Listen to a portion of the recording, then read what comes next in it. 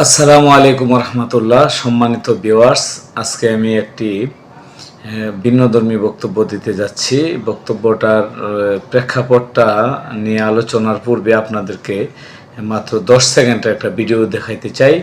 এরপরে আমরা মূল আলোচনা শুরু করব। আগে ভিডিওটা দেখেন।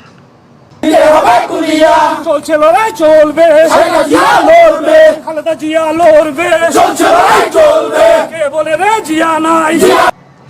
সম্মানিত ভিউয়ার্স, আপনারা যে ভিডিওটি দেখলেন এটা হচ্ছে 2018 সালের 8 ফেব্রুয়ারি বিকাল 3:06 পুরান ঢাকার নাজিমউদ্দিন রোডের যে পুরাতন কেন্দ্রীয় কারাগার ছিল, এই কারাগারে বিএনপির চেয়ারপারসন সাবেক প্রধানমন্ত্রী বেগম খালেদা জিয়াকে জিয়া অরফানেজ ট্রাস্ট দুর্নীতি মামলার দায়ে কারাগারে প্রেরণ করা হয়।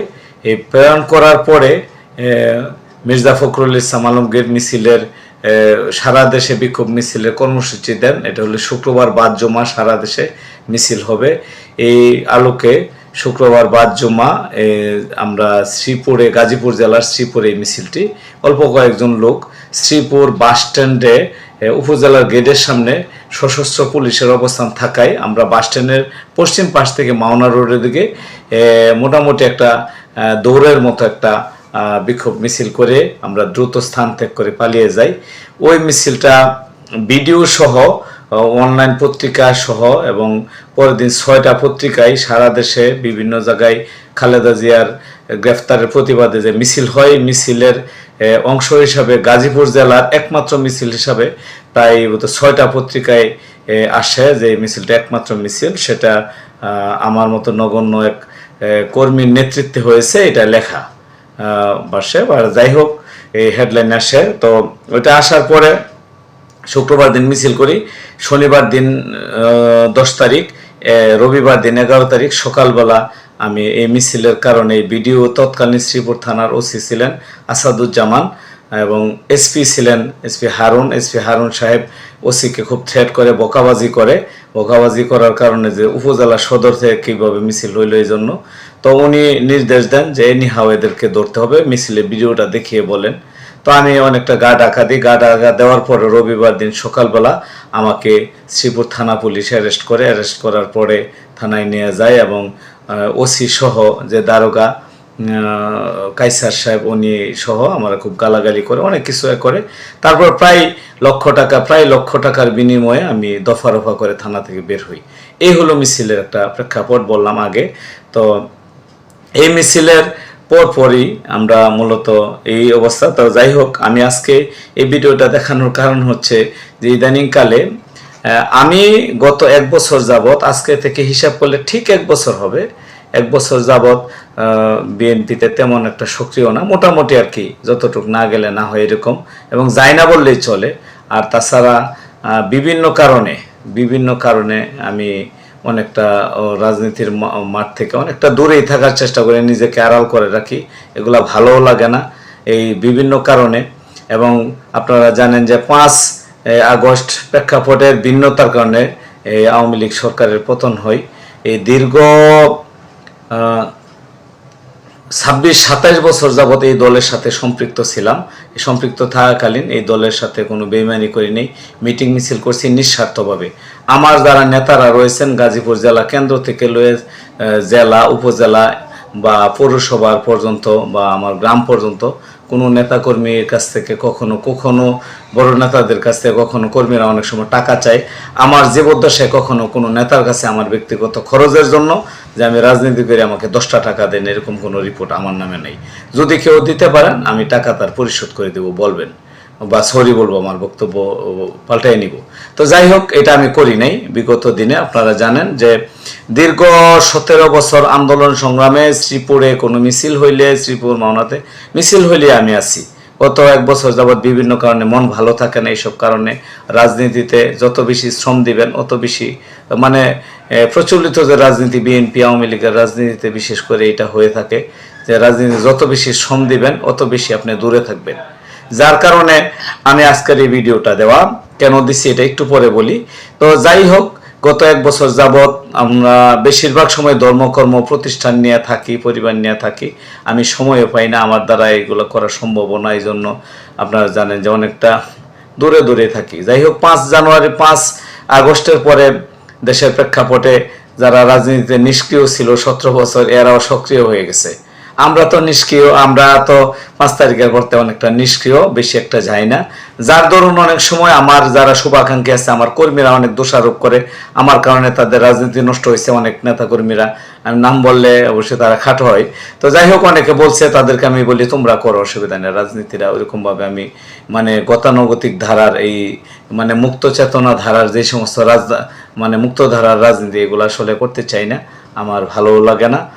কারণ হলো যে আসলে আমি বিশ্বাস করি যেটা হচ্ছে মরার পরে, মানুষ মারা যাওয়ার পরে কবরে 3টি প্রশ্ন করা হবে। মার রব্বুকা, অর্থাৎ তোমার রব সম্পর্কে প্রশ্ন করা হবে, উত্তরে অবশ্যই আল্লাহর নাম বলতে হবে, এবং দিন সম্পর্কে প্রশ্ন করবে, এবং দিনের সম্পর্কে দিনিয়াল ইসলাম বলতে হবে, সেখানে অন্য কোনো দল বলার সুযোগ নাই। এবং নেতা সম্পর্কে জিজ্ঞাসা হবে তোমার নেতাকে, হ্যাঁ, আমার নাবিওকা বলা হবে যে নবীকে, তো নবী অবশ্যই নেতা হিসেবে নবী মুহাম্মদুর রাসূলুল্লাহ সাল্লাল্লাহু আলাইহি সাল্লামের নাম বলতে হবে, অন্য কারোর নাম বলার সুযোগ নাই। এটা আমার ব্যক্তিগত ওপিনিয়ন বলতেছি। এইসব কারণে আমি অনেকটা পিছিয়ে। যেমন আমি একটা কথা বলি যে 5 তারিখের পরে অনেকে বিভিন্ন জায়গায় ব্যবসা বাণিজ্য, মিল ফ্যাক্টরি বা বিভিন্ন বাজার ঘাট, ওই যে বাস স্ট্যান্ড, ট্রাক স্ট্যান্ড, এরকম নিয়ে অনেকে খুব দৌড়াদৌড়ি করতেছেন। এদের বিরুদ্ধে আমি অনেক সময় অনেক কথা বলছি, কারণ এখনও আমার পদ শ্রীপুর পৌর বিএনপি দপ্তর সম্পাদক হিসেবে রয়েছি, পদরা তো এখনো আছে, না থাকার মতো আর কি। আমি খুব বেশি একটা ইন্টারেস্টেড না এই ব্যাপারে। তো যাই হোক, আমি বিভিন্ন সময় বিভিন্ন কথাবার্তা নেতাকর্মীদের ভালোর জন্য বিভিন্ন কথা বলছি, এবং আগামী দিনেও তো আমি বিএনপির বিভিন্ন সময় বিভিন্ন নেতাকর্মীদেরকে বলি যে ভালো কিছু করলে সাধুবাদ জানাবো, খারাপ কিছু করলে তার বিরুদ্ধে প্রতিবাদ করব, আমার সাধ্য মতো যদি শক্তি সামর্থ্য থাকে তাহলে। সেই ক্ষেত্রে 5 তারিখের পরে আমাকে যে কোনো একজন জনৈক ব্যক্তি, আমাদের সিনিয়র বড় ভাই, আমার সে এক মাধ্যমে আমাকে একটা ফ্যাক্টরি থেকে কিছু টাকা দিয়েছিল। পরে আবার ওনার সাথে আলাপ হয়েছে। আলাপ হওয়ার পরে আমি বললাম, ওই টাকাটা আমি নেওয়ার পরে সারা রাত্র আমি এটা নিয়ে চিন্তা ভাবনা করছি। চিন্তা ভাবনা করে দেখলাম যে আসলে মূলত মানে বিষয়টা এরকম যে ফ্যাক্টরিওয়ালা যার কাছে জুট বিক্রি করবে, ওই জুটওয়ালারও ফ্যাক্টরিওয়ালা চিনে। ইচ্ছা করলে ফ্যাক্টরির মালিক এই জুটটা ওর কাছে বিক্রি করতে পারে, ওর কাছে বিক্রি করতে পারে, কিন্তু করতে পারে না। ইচ্ছা করলে করতে পারে, কিন্তু করতে পারে না। কারণ কি? মাঝে ব্যারিকেড দিয়ে আমাদের মতো কিছু নেতাকর্মীরা ব্যারিকেড দেয়া, মানে টাকা ইনভেস্ট নাই। যদি আপনি মাল কিনা নেন ওই ফ্যাক্টরিতে, টাকাটা মাল কিনলাম, কিনে হেরা ন্যায্য দামে কিনে পরে ব্যবসা করলাম, এটা ভিন্ন কথা। কিন্তু ম্যাক্সিমাম জায়গায় দেখা যায় যে মাল গলায় ঠেক দেয়া বা আটক করে ফ্যাক্টরি বাধ্য হয়ে ফ্যাক্টরি মালিক মালটা আমাকে আপনাকে দেয়, আমরা মালটা মনে করেন যে আপনি মালটা আরেক জায়গায় পরে বিক্রি করে এখান থেকে লাভ নেন, ইনভেস্ট তারা ঠেক দেয়। তো আমি চিন্তা করলাম যে যাই হোক, এটা আপনারা, আমি এটাও জায়েজ মনে করি না।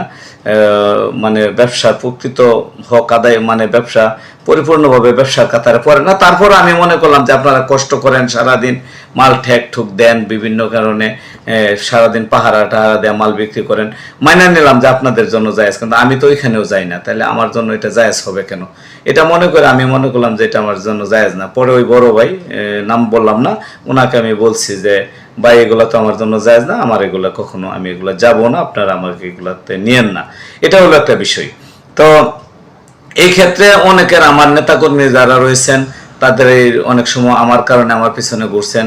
এখন আমি ইনএক্টিভ হওয়াতে আপনাদের ব্যবসা বাণিজ্য বা প্রভাব প্রতিপত্তির সমস্যা হচ্ছে, এই জন্য আমার নেতাকর্মীরা আমাকে প্রায় সময় বলে যে আপনি ইনএক্টিভ হওয়ার কারণে আমাদের কপাল পড়ছে। আমি বলছি না, তোমরা তোমাদের মতো করো, আমি আমার মতো থাকি। হ্যাঁ, আমি স্বাভাবিকভাবে স্বাভাবিক জীবনযাপন করতে চাই, এবং অনেকটা ধর্মকর্ম নিয়ে ইসলামের উপরে থাকতে চাই। আরেকটা জিনিস বলি, সেটা হলো আকিমুদ্দিন বলা হয়েছে কোরআনের আয়াত। হ্যাঁ, তো লা তাতাফাররাকু ফিহি বলা হয়েছে যে তোমরা দিনকে কায়েম করার কথা বলছে। আকিমুস সলাত বলার দ্বারা যদি নামাজ কায়েম করা, নামাজ ফরজ হয়, তা আকিমুদ্দিন দ্বারা দিন প্রতিষ্ঠা করাও কি ফরজ, সেহেতু যদি রাজনীতিকে প্রতিষ্ঠিত করতে হয় তাহলে দিনের রাজনীতি, ইসলামের রাজনীতি, যেটা আল্লাহ রাসূলের তরিকা অনুযায়ী রাজনীতিকে প্রতিষ্ঠা করতে হবে। এটা আমি বিশ্বাস করি, আমার কোরআন হাদিস অনুযায়ী আমি বিশ্বাস করি, আমি ওখানে থাকতে চাই। তো আজকের লাইভটা আজকের এই ভিডিওটা এই জন্য দিলাম যে যারা এটা মনে করেন যে বিভিন্ন সময় ত্যাগ শিকারের ছবি দেন বা মিছিলের ছবি দেন, তাদের জন্য আমি এটা বলতেছি যে আমি 8 তারিখ খালেদা যে অ্যারেস্ট হয়, 9 তারিখে আমি জুমার পরে আমাদের অনেক ছাত্র নেতারা ছিল, সাবেক ছাত্র নেতা সেলিম আহমেদ, আমাদের নাসিম মন্ডল, জুয়েল সহ আরো অনেকে, ওই যে সাবেক ছাত্র নেতা মঈনুদ্দিন সহ মিছিলটাতে যাদেরকে দেখতে পান, ওই মিছিলে আমরা কিন্তু হুট করে একটা মিছিল করে ফেলি। পরের দিন পত্রিকায় দেখি যে গাজীপুর জেলার একমাত্র মিছিল হিসেবে এটার নাম আসছে।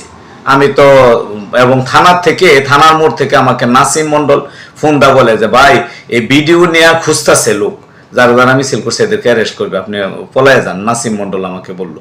তো বলার পরে আমি পলায় রইলাম। শনিবার সারাদিন, রবিবারে সকালবেলা এসে আমাকে অ্যারেস্ট করতে, সকালে সাধারণত পুলিশ ধরে না জানতাম, তো সকালবেলা আমাকে অ্যারেস্ট করার পরে তো বললাম এই ঘটনা। তো যাই হোক, এই যে অবস্থা, আমি ওদেরকে বলি যে আসলে এত পরিশ্রম করার পরেও, আমি আপনাকে বলি যে পরিশ্রম করার পরে আমি বিভিন্ন জায়গায় বিভিন্ন পদ চেয়েছি। আমাকে মানে আমি খেয়াল করে দেখছি যে মানে বেশি কাজ করা এবং অতিরিক্ত যোগ্যতাই আমার অযোগ্যতার কারণ আমি খেয়াল করছি। এই জন্য এই দল আমাকে যথাযথ মূল্যায়ন করে নাই। এবং যারা বেশি কাজ করবেন, কাজ একটু কম করবেন, মানে সিস্টেমেটিক আগাইবেন। আজকে একটা ছবি ছাড়ছি, দেখবেন ওই ছবি আমার তুলতাছে, যিনি ছবি তুলতাছে তার ছবি, সে শ্রীপুর উপজেলার একটা অঙ্গ সংগঠনের প্রধান, উপজেলার একটা অঙ্গ সংগঠনের সরাসরি প্রধান পদে সভাপতি আছে, আমার ছবি তুলছে কয়েকদিন আগে। তো যাই হোক, এটা ওনাকে খাটো করার জন্য না, নাম বললে আরো খাটো হয়ে যাবে। তো যাই হোক, তো এই জন্য যে বেশি কাজ করবেন তো সমস্যায় বেশি পড়বেন, বেশি প্রতিবাদ করবেন তাও সমস্যা পড়বেন। আমি বেশি কথা বলি, বেশি প্রতিবাদ করি বা সত্য কথা বলে ফেলাই। কিছুদিন আগে এক নেতা বলতেছে যে আপনার কাছে তো সত্য কথা বললেও নিরাপদ না, আপনার কাছে কোনো তো কথা বললে কথার নিরাপত্তা থাকে না। আরে ভাই, সঠিক কথা বললে যে কথার নিরাপত্তা না থাকে তাহলে আমি কি করব? এটা তো কিছু করার নেই।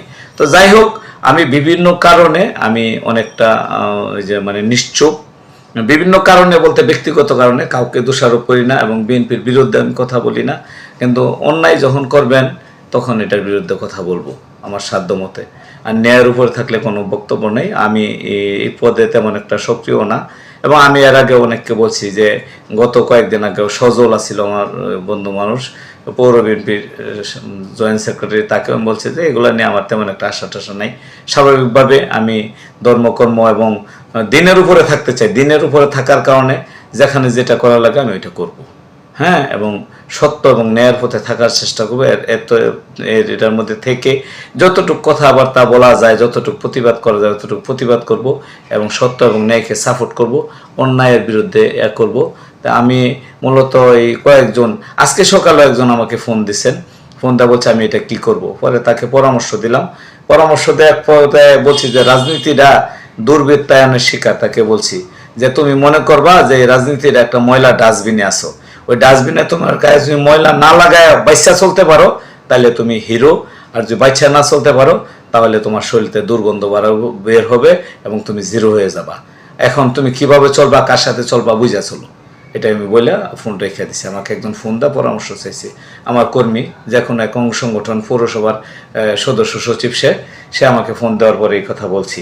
তো যাই হোক, এই কথাগুলো আপনাদেরকে বললাম এই কারণেই যে আপনারা যারা ত্যাগী নেতাকর্মী তাদের জন্য আমার এই কথাটা, আশা করি যে আপনারা এটা দেখবেন যে আমি দলের জন্য কতটা পাগল ছিলাম, যে হুট করে কেউ বললেই মিছিল। এমসি বাজারে ফজরের আগে গঞ্জাম হয়েছে, আমি আসতে আসতে গঞ্জাম শেষ। তো শ্রীপুরে যাই আমি দৌড় খাইছি।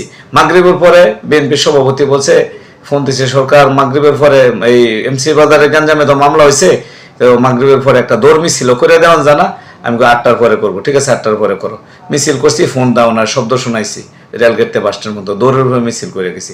এরকম মিছিল করতে যায় এক নেতা, ধরেন আপনার পৌর বা থানা যাইটাই বলি, সুপার ভাইবের একজন, সে আমাকে একদিন বলছে যে তুমি এখানে মিছিল করলা কেন?